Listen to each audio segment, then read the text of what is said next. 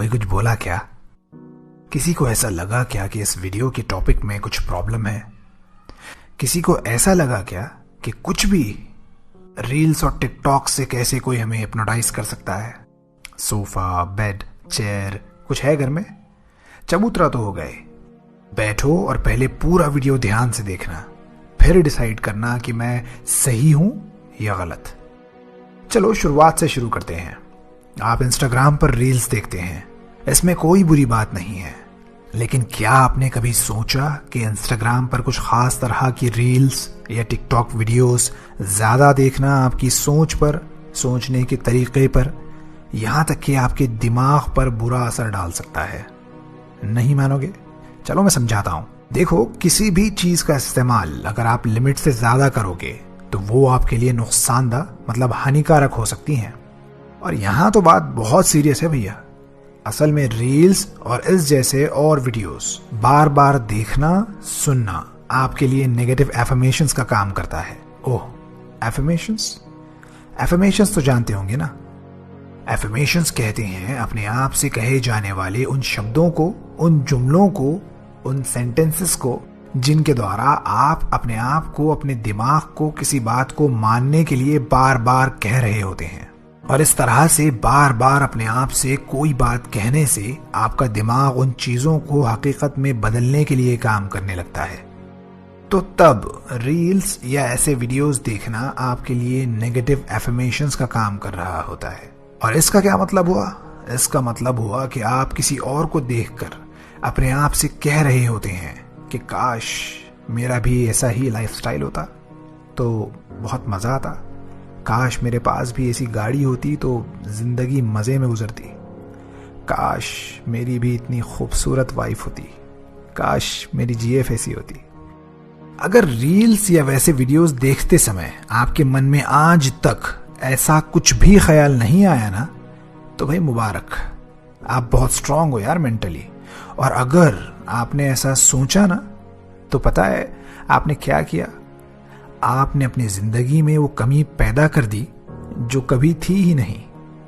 आप किसी और की हायाबुसा, जो शायद उसने शूट के लिए किराए पर लाई हो, देखकर अपनी खुद की अपाचे आरटीआर भूल गए। आप कई तरह के मेकअप और कैमरा लेंसेस और फिर एडिटिंग के कमाल के बाद खूबसूरत दिखने वाली लड़की को देखकर अपनी उस जीएफ को, उस वाइफ को भूल गए जिसकी सारी वफाएं, सारी कुर्बानियां आपके साथ हैं। आपने अपने आप को सैड करने का एक बहुत बड़ा रीजन ढूंढ लिया। आपने अपने उस लाइफस्टाइल को ठुकरा दिया जिसमें आप खुश थे, आपका मन शांति में था।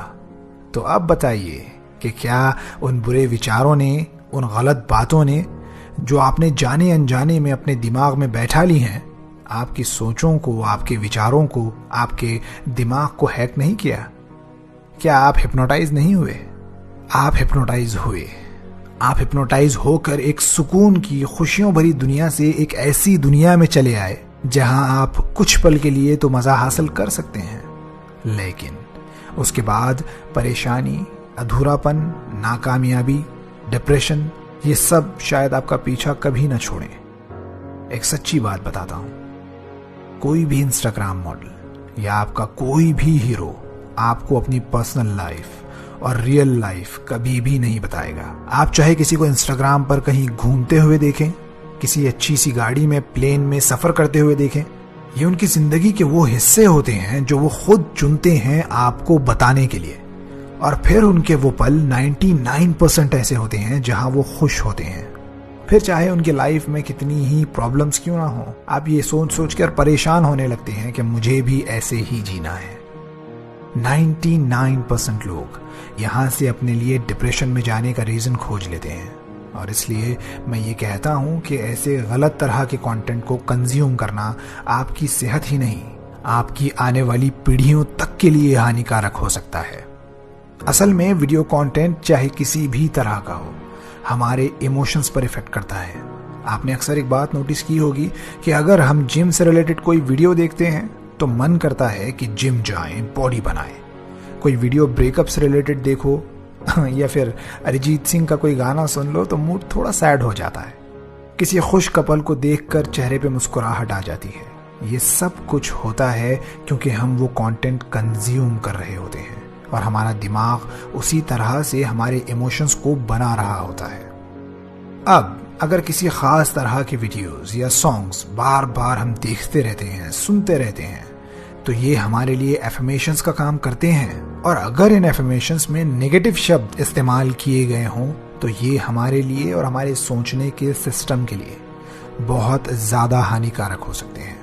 हम एक अच्छी सोच से एक बुरी सोच की ओर खींचे चले जाते हैं। असल में ये कड़वी हकीकत है कि इंस्टाग्राम, फेसबुक इन जैसे प्लेटफॉर्म्स पर कुछ लोग अपनी झूठी शान के दिखावे करते हैं। प्रॉब्लम उनमें नहीं है, प्रॉब्लम उनमें हो भी नहीं सकती। हो सकता है कि वो उनका प्रोफेशन हो सकता है कि उन प्रोफाइल्स के जरिए वो पैसे कमा रहे हों, लेकिन ऐसा कंटेंट देखकर, ऐसा कंटेंट कंज्यूम करके आपका अपने बारे में ये सोचना कि मेरे पास ये चीजें नहीं हैं तो मैं कैसे खुश रह सकता हूं, ये असल प्रॉब्लम है। ये एक ऐसा झूठ है जो आज के ज़माने का तकरीबन हर वो इंसान जो दिन में 6-7 घंटे सोशल मीडिया पर एक्टिव है अपने आप से बोल रहा है और जाने अनजाने में अपने लिए एक ऐसा माइंडसेट बना रहा है जिसके साथ कोई भी इंसान खुश और सुकून में कभी भी नहीं रह सकता। और सबसे बुरी बात यह है कि इसे एक फैशन के तौर पर फॉलो किया जा रहा है। इस वीडियो को बनाने का मकसद किसी प्लेटफॉर्म को या किसी आर्टिस्ट को या ऐसे कुछ लोगों को टारगेट करना बिल्कुल नहीं था जो टिकटॉक्स बनाते हैं या इंस्टाग्राम पे रील्स बनाते हैं। मेरे कहने का, मेरी इस वीडियो का मकसद सिर्फ यही था कि आप लोगों को इस बात से आगाह करूं कि गलत तरह का कंटेंट, बुरा कंटेंट आपके दिमागों पर कितना ज़्यादा ख़राब असर डाल सकता है और इससे आपकी ज़िंदगी कितनी बुरी तरह से मुतासिर हो सकती है। तो अब ये कोशिश ज़रूर करिएगा कि अपने हर उस दोस्त तक इस वीडियो को आप पहुंचाएं जो बहुत ज़्यादा रील्स देखता है, बहुत ज़्यादा टिकटॉक देख के अपना वक्त बर्बाद करता है या इस तरीके का कंटेंट देखता है जो उसके लिए सही नहीं है।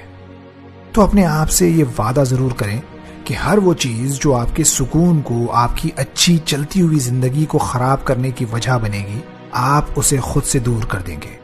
आप इंस्टाग्राम पर अच्छे रील्स देख सकते हैं, अच्छे क्रिएटर्स को फॉलो करें, ऐसे क्रिएटर्स को ढूंढें जिनसे आप कुछ सीख सकते हैं और ऐसे क्रिएटर्स से दूर रहें जो अपने अकाउंट्स पर एक फेक लाइफ दिखा रहे हों।